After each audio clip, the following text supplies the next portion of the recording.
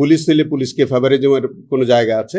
সমাজের সকল শ্রেণীর মানুষ এখানে ছাত্র, ইউনিভার্সিটির ছাত্র, বুয়েটের ছাত্র, ট্রাক ড্রাইভার, শ্রমিক, রাজনৈতিক দলের কর্মী, সব ধরনের বাংলাদেশের তখনকার প্রায় সবগুলো বিরোধী দলের রাজনৈতিক কর্মীরাও এই শহীদদের তালিকার মধ্যে আছে। এখানে শহীদদের মধ্যে আমাদের স্টুডেন্টদের পোর্শনটা কিন্তু খুবই কম।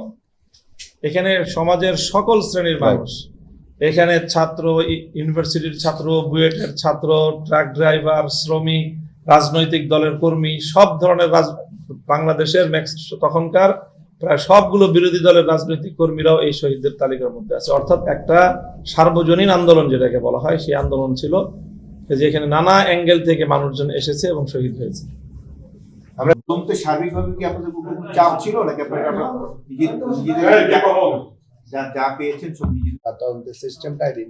যখন কোনো পুলিশ রিপোর্ট আসে, এটি কিন্তু আমাদের একটা নৈতিক দায়িত্ব যে আমাদের শহীদ স্টেক হোল্ডারদের সাথে আমাদের একটা মত বিনিময় আমরা করে থাকি।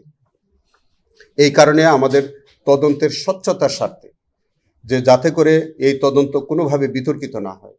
যেমনটা আপনি বললেন যে কোনো আসামি এর মধ্যে বাদ পড়ে যায় কিনা বা তাদের ইনভলভমেন্ট ছিল কিনা, আমরা একটা কথা, শেষ কথাটা বলি যে আমাদের কোনো আসামির যদি নিরপরাধ হয় তাকে আমরা আনবো না, কিন্তু কোনো দোষী আসামি যাতে বাদ না পড়ে যায় সেই জন্য আমরা এই সতর্কতা অবলম্বন করছি। সেই কারণেই আমাদের হেফাজতের নেতৃবৃন্দদের সাথে আমরা আলোচনা করলাম, পরামর্শ নিলাম। ওনাদের যদি আমাদের আর ফার্দার কোনো পরামর্শ থাকে সেটা ইনভেস্টিগেশন এজেন্সি তারা সেইভাবে কাজ করবে। আমি খুব আশা করছি যে আগামী 21 তারিখ আমাদের ট্রাইব্যুনাল খোলার দিনই আমি বাদী হয়ে আমাদের ফর্মাল চার্জটা আমি দাখিল করতে চাই। এর মধ্যে আমি আমাদের নেতৃবৃন্দদের সাথে আমরা কথা বললাম, ওনাদেরকে পরামর্শ দিলাম যে এর মধ্যে যদি তাদের কোনো আরো ফার্দার কোনো এভিডেন্স থাকে, পরামর্শ থাকে, তারা যেন আগামী 2-1 দিনের মধ্যে, এই 2 দিনের মধ্যে যাতে আমাদেরকে বিষয়টা হেল্প করে। Thank you so much.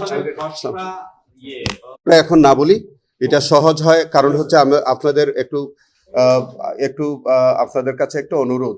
আমাদের অনেক আসামি এখানে আছে, এমন আসামি আছে তারা হয়তো এখনো গ্রেফতার হয়নি। আমরা যদি নামটা প্রচার করি, প্রকাশ করি, সে আসামিগুলোকে আমাদের গ্রেফতার করতে অসুবিধা হবে। অথবা এমন কিছু জিনিস আছে যেগুলো যদি আমরা অগ্রিম প্রকাশ করে দেই তাহলে আমাদের ইনভেস্টিগেশনে যে আমরা একটা লক্ষ্য নিয়ে আসি সেই জায়গাটা ডিসক্লোজ করে ফেললে আমাদের ইনভেস্টিগেশনটা হ্যাম্পার্ট হয়। সেই কারণে আমাদের মনে হয় ওই জিনিসগুলো আপনাদেরকে আর আপাতত না জানাই। পুলিশ ইনভেস্টিগেশন আমাদের যে আইনে যেভাবে বলা আছে সেভাবেই তো হবে। আপনার আইন অনুযায়ী এই আইনটি প্রণয়নের পর থেকে দ্যাট ইজ আপনি ইন্টারন্যাশনাল ক্রাইমস ট্রাইব্যুনাল অ্যাক্ট 1973, এটা 73 সালে আইনটি প্রণয়নের পরেই ইনভেস্টিগেশনের দায়িত্ব পুলিশকে দেওয়া আছে। আর কোনো সংস্থা তো আমাদের ইনভেস্টিগেশনের দায়িত্ব নাই, অতএব পুলিশই করবে। সেখানে প্রশ্ন উঠছে যে আপনি দেখছেন যে এরই মধ্যে এই ইনভেস্টিগেশন এজেন্সি যারা পুলিশের দায়িত্বে তারা যে ইনভেস্টিগেশন করতেছেন, আমরা তো বহু পুলিশকে আসামি করেছি।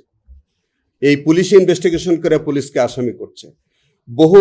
আমরা কে পুলিশ কে পাবলিক এইভাবে কিন্তু দেখে ইনভেস্টিগেশনটা হয় না, আমরা অপরাধীকে দেখে ইনভেস্টিগেশনটা হয়।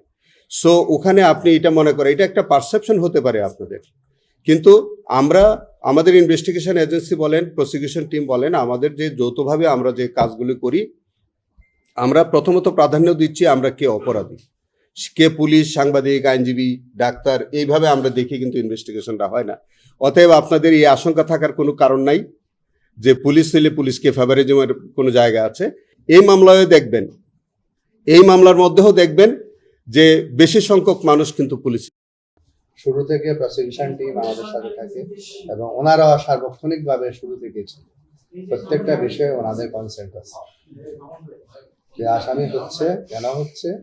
ম্যাক্সিমাম হুজুর তো বললেন তারা অলমোস্ট স্যাটিসফাইড। দুই একটা বিষয় আমি একটু এড করি আমার প্রসিকিউশন টিমের সাথে, ইনভেস্টিগেশন যে আমাদের কোঅর্ডিনেটর, এই ইনভেস্টিগেশনটার ধরনটা হচ্ছে এরকম যে ইনভেস্টিগেশন এজেন্সি যে ইনভেস্টিগেশনটা করে, বিশেষ করে এই হেফাজতের ইনভেস্টিগেশনের মধ্যে হেফাজতের প্রত্যেক নেতৃবৃন্দ আমাদের সাথে ওনাদের সাথে আমাদের সাথে যোগাযোগ রেখেছেন। প্রত্যেকটি কর্মকাণ্ড আমরা যথাসময়ে তাদেরকে অবহিতও করেছি।